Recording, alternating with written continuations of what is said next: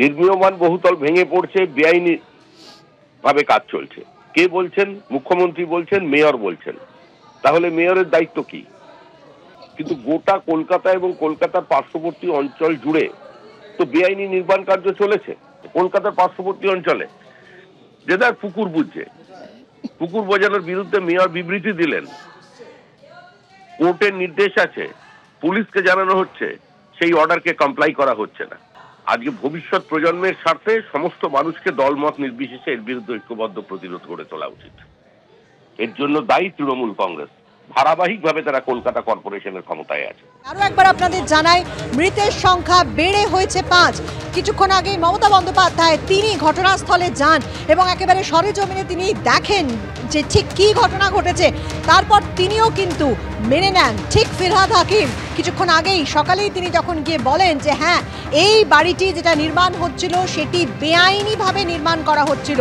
মমতা বন্দ্যোপাধ্যায় তিনিও একই কথা জানান যে হ্যাঁ, ইল্লিগাল, অবৈধভাবে এই বাড়িটি নির্মাণ করা হচ্ছিল। স্বাভাবিকভাবে একটা প্রশ্ন কিন্তু উঠছে যে পুরসভার কাছে কেন খবর রইল না যে বেআইনিভাবে এরমভাবে একটি বাড়ি, অত্যন্ত সরু গলি, যে ছবি বারবার আপনাদের আমরা দেখাচ্ছি, অপরিসর মাত্র ৩ ফুটের একটি গলি এবং সেইখানে G+5 অর্থাৎ ৬ তলার একটি বিল্ডিং, এল শেপড বিল্ডিং, সেটা কিন্তু নির্মাণ করা হচ্ছিল। এবং এখন যা একেবারে স্পষ্ট হয়ে গেছে, মেয়র ফিরহাদ হাকিম তিনিও জানিয়েছেন যে এটা ইল্লিগাল, অর্থাৎ বেআইনিভাবে এই বাড়ি তৈরি করা হচ্ছিল। মমতা বন্দ্যোপাধ্যায়ও বলেছেন যে বেআইনি ছিল এই বাড়িটি। কিন্তু কিভাবে বেআইনিভাবে এই বাড়ি নির্মাণ করা হলো তা নিয়ে প্রশ্ন উঠছে। এই মুহূর্তে সন্দীপ সরকার আমাদের প্রতিনিধি রয়েছে আমাদের সঙ্গে। সন্দীপ, ৫ জনের মৃত্যুর খবর পাওয়া যাচ্ছে, বিস্তারিত জানতে চাইবো, আপডেট। এখনো পর্যন্ত ৫ জনের মৃত্যুর খবর পুলিশ সূত্রে আমরা জানতে পারছি। এই ৫ জনের মধ্যে ৩ জনকে এসএসকেএম নিয়ে আসার পরে মৃত বলে ঘোষণা করেন চিকিৎসকেরা। এই ৩ জন হচ্ছেন একজন রিজওয়ান আলম, ২৩ বছর বয়স, ওই আজার মোল্লা বাসিন্দার বাসিন্দা। এই রিজওয়ান আলম ২৩ বছর বয়স, তাকে আজকে সকালবেলা নিয়ে আসা হয়েছিল। তাকে নিয়ে আসার পর ট্রমা চিকিৎসকেরা মৃত বলে ঘোষণা করেন। দ্বিতীয় যাকে মৃত বলে ঘোষণা করেন এসএসকেএম এর চিকিৎসকেরা, তার নাম হচ্ছে আকবর আলী, ৩৪ বছর বয়স। তাকেও এসএসকেএম এর ট্রমা কেয়ার সেন্টারে নিয়ে আসার পর চিকিৎসকেরা জানান যে মৃত্যু হয়েছে।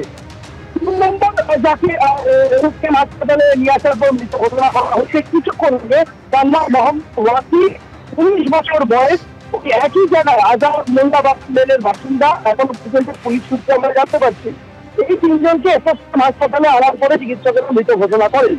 এর বাইরে আরো ২ জন যাদেরকে স্থানীয় একটি নার্সিং হোমে নিয়ে যাওয়া হয়েছিল, যেখানে এই দুর্ঘটনা ঘটেছে তার আগেও একটি নার্সিং হোমে নিয়ে যাওয়া হয়েছিল। সেই নার্সিং হোমের চিকিৎসকেরা মৃত ঘোষণা করেন। তারপরে ময়নাতদন্তের জন্য তাদের দেহ নিয়ে আসা হয়েছে এসএসকেএম হাসপাতালের পুলিশ মর্গে। একজনের নাম ফামা বেগম, ৪৪ বছর বয়স, একজনের নাম হাসিনা খাতুন, ৬০ বছর বয়স। অর্থাৎ এই নিয়ে এখনো পর্যন্ত এই বাড়ি ভেঙে পড়ার ঘটনায় ৫ জনের মৃত্যুর খবর সামনে এসেছে। পুলিশ সূত্রে সেরকমটাই জানা যাচ্ছে। আমি আরেকবার নাম ৫টা বলে দেবো: রিজওয়ান আলম, আকবর আলী, জামা বেগম, হাসিনা খাতুন এবং মোহাম্মদ ওয়াসি। মোহাম্মদ ওয়াসি কিছুক্ষণ আগে এসএসকেএম হাসপাতালের চিকিৎসকেরা মৃত্যু ঘোষণা করেছেন। এই ৫ জনের মধ্যে ৪ জনের দেহ মর্গে পৌঁছে গেছে আজকে দুপুর ২:৩০। একেবারেই সন্দীপ, ৫ জনের মৃত্যু হয়েছে, অর্থাৎ এটাই কিন্তু একদম আপডেট খবর আপনাদের জানিয়ে দিয়ে যে ৫ জনের মৃত্যু হয়েছে এই ঘটনায়। এবং আমরা আগেই যেরকম জেনেছিলাম যে ২ জন মহিলার মৃত্যু হয়েছে, যে স্থানীয় নার্সিংহোমে নিয়ে যাওয়া হয় তাদের মৃত বলে ঘোষণা করা হয়। এবং তারপর আরও ৩ জনের মৃত্যুর খবর পাওয়া যাচ্ছে। এবং আপনাদের জানিয়ে রাখি যে এখনো ধ্বংসস্তূপের ভেতরে ৪ জন আটকে রয়েছেন।